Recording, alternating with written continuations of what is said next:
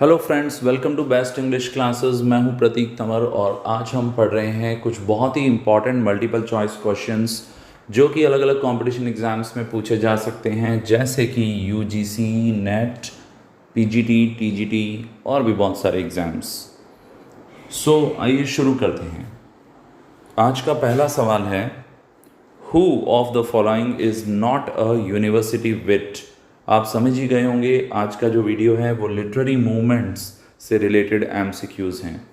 University विट एक group था अलग अलग लिटरेरियंस का जो बहुत ही ज़्यादा फेमस हैं।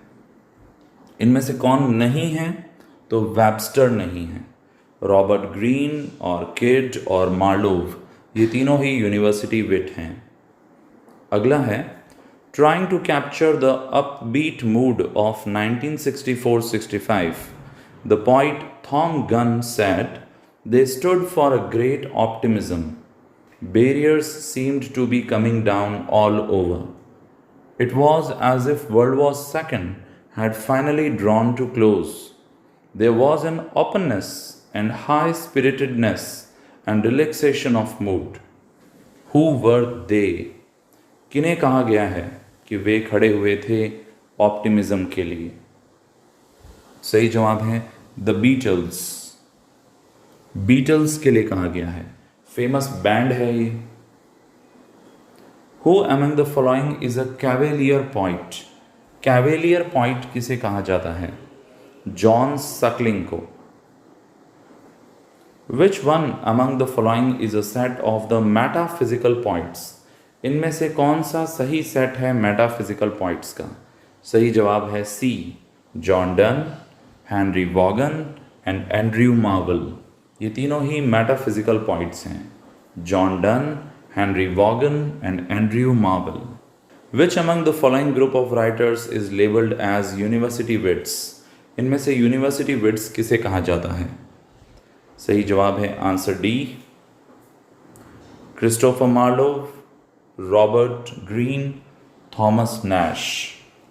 Read the following lines.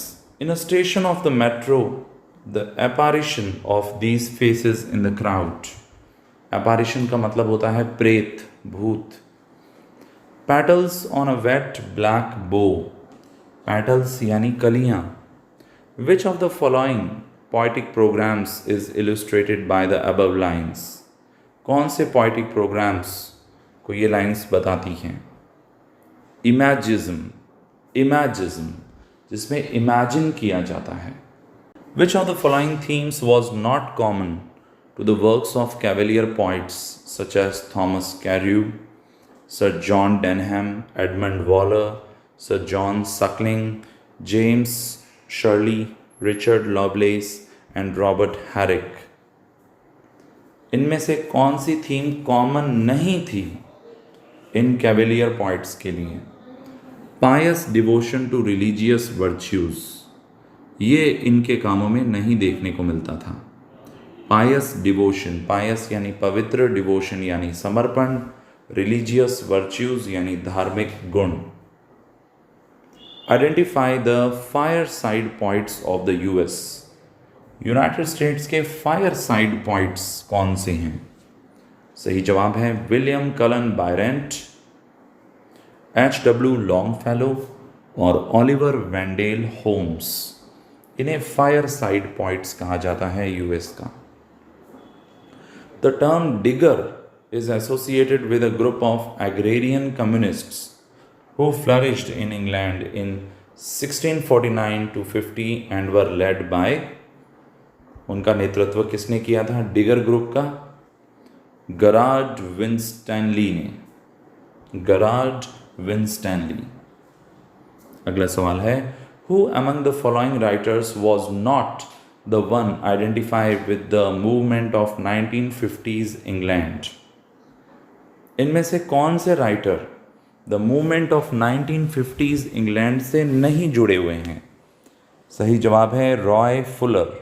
The term poetic justice is designate the idea that the good are rewarded and the evil punished, was devised by Thomas Rhymer. ये बात किसने कही थी? थॉमस राइमर ने। Who among the following is not an imagist, इनमें से imagist कौन नहीं है? तो W.B. यीट्स की जो पोएम्स हैं उसमें इमेजिस्ट हमें नहीं देखने को मिलता, इमेजिनेशन वाली बातें नहीं होती हैं। Who of the following is a cavalier poet, इनमें से कैवेलियर पॉइट कौन है? सही जवाब है Robert Herrick. Which of the following is another term to describe art for art's sake, कला की खातिर कला। सही जवाब है aestheticism, aestheticism. One of the following collections initiated confessional poetry in America, a new mode in which the poet bared his or her most tormenting personal problems with great honesty and intensity। एक collection आया था confessional poetry का, जिसमें कुछ confession किए जाते थे, यानी कुछ अपनी बहुत ही पर्सनल प्रॉब्लम्स को डिस्कस किया जाता था बहुत ही ईमानदारी और इंटेंसिटी के साथ। वो था life studies. Identify the term among the following which does not relate to a movement in art or literature। सही जवाब है एम्पेरिसिज्म, एम्पेरिसिज्म। एम्पेरिसिज्म एक ऐसा वर्ड है जो किसी मूवमेंट से जुड़ा हुआ नहीं है। इसके अलावा क्यूबिज्म, एक्सप्रेशनलिज्म और सररियलिज्म, ये सब मूवमेंट से जुड़े हुए हैं, लिटरेरी मूवमेंट से। Which group of the following poets was called the Auden group because they developed a style and viewpoint similar to W.H. Auden? सही जवाब है A, लुइस मैकनीस, C.D. Lewis और स्टीफन स्पेंडर। नेक्स्ट क्वेश्चन है Which of the following is not a school associated with romantic period in English literature? सही जवाब है The Fireside School। ये romantic period से जुड़ा हुआ नहीं है। Identify the group below which is known as the sons of Ben. ऐसा कौन सा ग्रुप है जिसे बेन के बेटे कहा जाता है? सही जवाब है C, William Cartwright, Richard Corbet और थॉमस रैंडोल्फ। नेक्स्ट है who among the following is not a surrealist poet. इनमें से कौन सररियलिस्ट पोइट नहीं है? सही जवाब है C.D. ल्यूइस। ये सररियलिस्ट पोइट नहीं है। इनके अलावा बाकी तीनों सररियलिस्ट पोइट्स हैं, जैसे कैनेथ एलॉट, डेविड गैस्कॉइनी और Hugh Sykes Dykes. Which of the following is not true of imagist poetry. Imagist poetry के बाद में कौन सी बात सही नहीं है? इमेजिस्ट साइंटिस्ट की तरह होता है जो हिस्ट्री से सीखता है और उसको यूज़ करता है, और scientist does not deal in emotion, और साइंटिस्ट में इमोशन नहीं होते हैं। तो ये बात बिल्कुल सही नहीं है।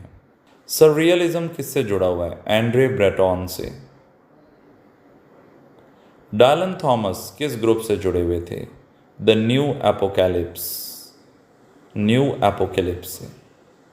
ये थे कुछ बहुत ही इंपॉर्टेंट क्वेश्चन लिटरेरी मूवमेंट से रिलेटेड, बट ये सीरीज़ अभी जारी है।